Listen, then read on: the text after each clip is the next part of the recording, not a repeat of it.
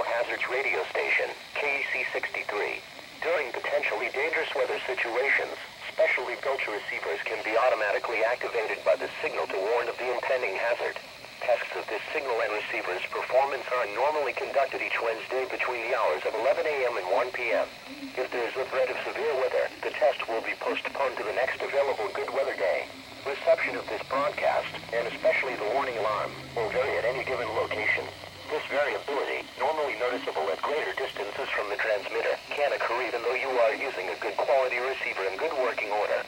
To provide the most consistent and dependable warning service possible, the warning alarm will be affecting only the following southeast to lower Michigan counties: Livingston, Oakland, Macomb, Washington, Wayne, Lenawee, Monroe, and St. Clair.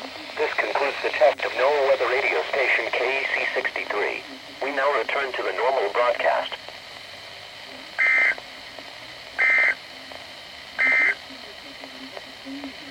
This is NOAA Weather Radio All Hazards, station KEC 63 in Southfield.